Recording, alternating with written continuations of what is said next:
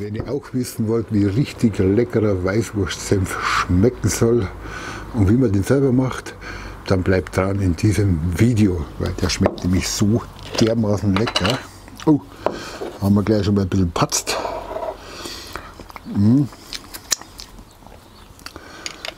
Also den kann man richtig lecker ohne Wurst essen und der schmeckt ausgezeichnet. Selbstgemachter Weißwurstsenf. Also bleibt dran in diesem Video.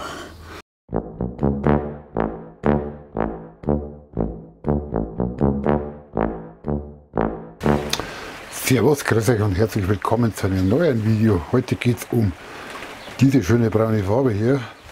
Und zwar heute geht es um Weißwurstsenf. Den wollen wir selber machen. Weißwurstsenf, wer Weißwürste liebt und Leberkäse liebt, der ist mit Weißwurstsenf immer gut bedient, auch sehr gut geeignet für Salatdressing und. Vielseitig einsetzbereit und den wollen wir heute selber machen. Was brauchen wir denn? 250 Gramm gelbe Senfsaat und 250 Gramm braune Senfsaat. Wir brauchen 500 Gramm braunen Rohrzucker.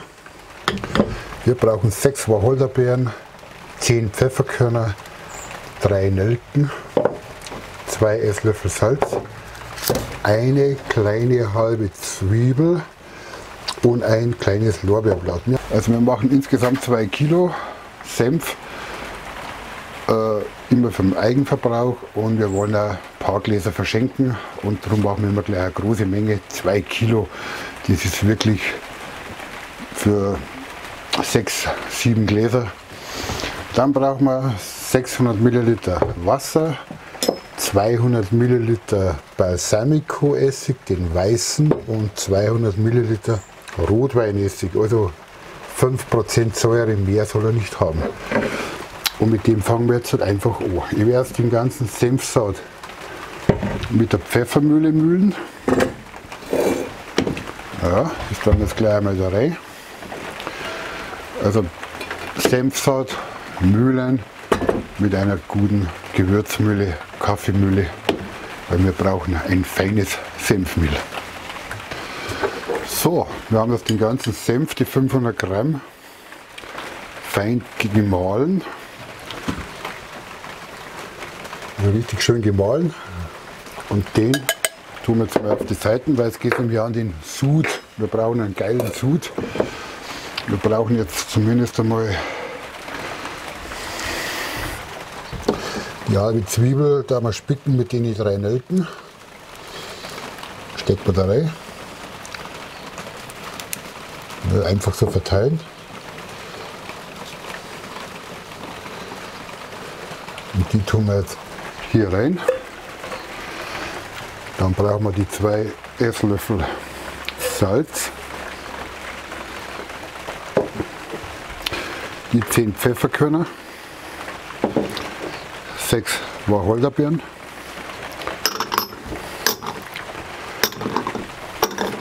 und dann nehmen wir noch ein kleines Lorbeerblatt dazu. Dann gießen wir den 600 Milliliter Wasser rein.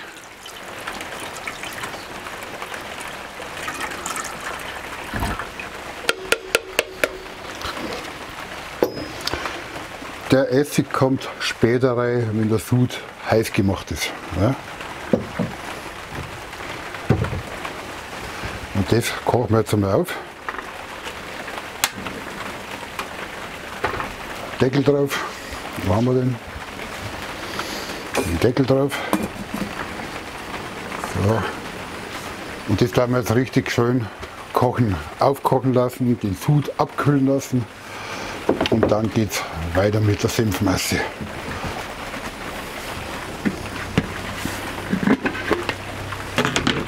Ich kippe jetzt das ganze Senfmehl hier schon mal in die Schüssel und tue den 500 Gramm Senf mischen mit den 500 Gramm braunen Rohrzucker. Ja, richtig schön.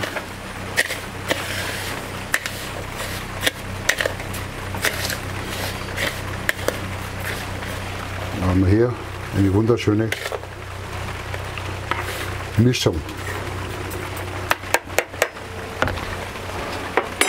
Wie gesagt, aufkochen, eine halbe Stunde abkühlen lassen und dann geht es weiter mit dem Senf.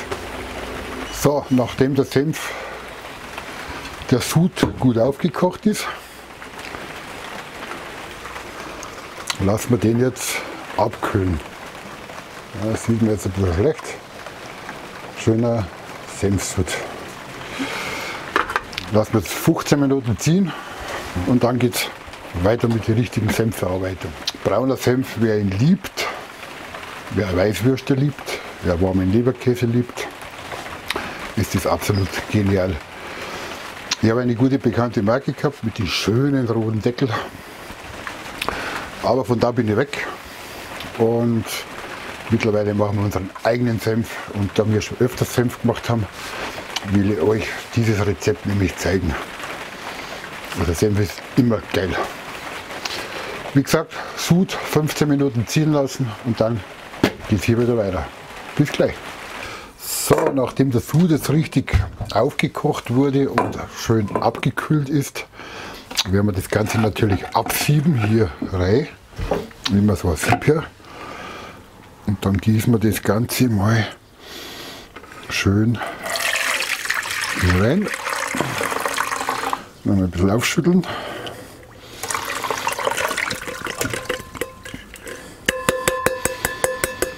Dann geben wir den Essig dazu, 400 Milliliter.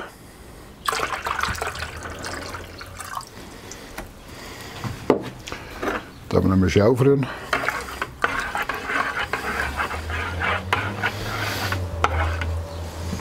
Der Duft ist mega, also wirklich super. So soll es sein. Und dann geben wir die ganze Sud schön über die Senfmischung.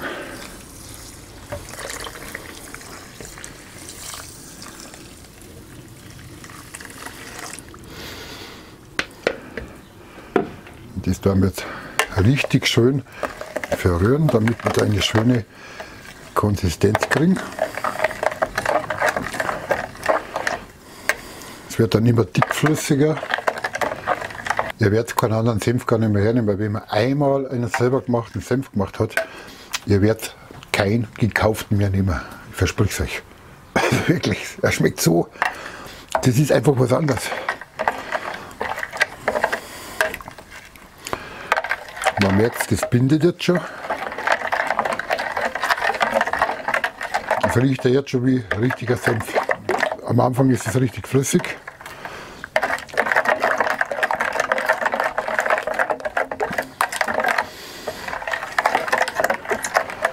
Wie Weißwurstsenf eigentlich riechen soll. Ich liebe selbstgemachte Hausmannskost. So, den Senf lassen wir jetzt für einen Tag an einen ruhigen Ort schön oxidieren, weil es ist ja noch flüssig. Und morgen hat er dann die richtige Konsistenz und dann können wir ihn abfüllen in Gläser. Was ganz wichtig ist, 3 bis 4 Wochen muss er dann gekühlt, dunkel, belagert, schön durchziehen und dann ist der Senf geschmacklich richtig süß wie ein Weißwurstsenf, wie es sich gehört. Jetzt ist am Anfang ist er so, da ist er noch recht scharf, aber er hat jetzt schon seine richtige Süße, wie es sein soll. Jo, meine Lieben, der Weißwurstsenf schaut richtig lecker aus. Einen Tag, 24 Stunden habe ich den richtig oxidieren lassen. Und jetzt, wenn man schaut, der hat eine richtig schöne Masse, wie es sein soll. Richtig schöne Konsistenz und der Duft wie richtiger Weißwurstsenf. Der ist jetzt fertig und den werden wir jetzt in Gläser abfüllen. Ich habe leere Händelmeier Senfgläser, die sind bei 100 Grad, circa 15 Minuten habe ich den Backofen sterilisiert. die Deckel mit heißem Wasser gespült. Und jetzt werden wir einfach den abfüllen. Möglichst ohne Patzen. Also das ist echt der Hammer. Und der Senf schmeckt da definitiv leckerer, besser und anders wie der Markensenf, wo man so kennt. Also ihr braucht nicht extra irgendwie spezielle Gläser kaufen, einfach Gläser aufbehalten, weil die müssen nicht heiß eingefüllt werden. Der Senf hält bis zu 7-8 Monate locker dunkel gelagert und kühl. Im Keller oder wo. Ja, sieht richtig schön aus von der Konsistenz her, wie halt Senf ausschauen soll. Und das werde ich jetzt machen, ich fülle die ganzen Gläser ab und dann zeige ich euch nochmal das gesamte Bild. So schaut es aus. Aber der Duft bombastisch, also wirklich. Ja, der Weißwurstsenf ist jetzt abgefüllt. Und schöne niedliche Aufkleber drauf. Ja, die gibt es zum Kaufen. Und eins habe ich ja schon einen extra Namen gegeben. Und ja, also wie gesagt, das sind 1, 2, 3, 335 Milliliter haben da drin. Das hat so 250, 180, ja, 180 bis 200 Gramm. Das sind auch einmal, ja, definitiv habe ich da eine schöne Menge rausgebracht. Ach ja, hier habe ich noch einen Rest, das ist gleich im Eigenverbrauch. Ja, und die lassen wir jetzt 3 bis 4 Wochen im dunklen, kühlen Raum irgendwo lagern. Dann wird der Weißwurstsenf nämlich richtig schön süß. Jetzt hat er noch ein bisschen Schärfe drin, aber die geht dann verloren. Also probiert es unbedingt mal aus, Weißwurstsenf, kein Hexenwerk und ihr werdet sehen, ihr nehmt keinen anderen mehr her, nur noch Marke Eigenbauer. Also danke fürs Zuschauen, lasst ein Abo da und dann würde ich sagen, demnächst sehen wir uns wieder im neuen Video. Ja, vielleicht mache ich sogar noch einen Feigensenf. Feigensenf ist auch was Leckeres, passt zu Käse wunderbar. Aber probiert es einfach mal aus. Geile Nummer. Also ich finde, dass es einfach besser schmeckt. Was man selber macht, schmeckt immer besser. Und dann würde ich sagen, Servus, macht es gut. Helmut, die Anker 5 Schmiede. Habe dir. Servus.